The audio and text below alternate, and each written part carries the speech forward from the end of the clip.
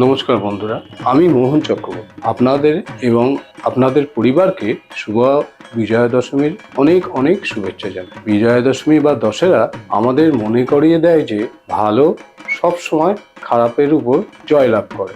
এই উৎসব আমাদের এক শক্তিশালী বার্তা দেয় ধৈর্য, বিশ্বাস এবং সঠিক সিদ্ধান্তের মাধ্যমে আমরা জীবনে প্রতিটি চ্যালেঞ্জকে অতিক্রম করতে পারি।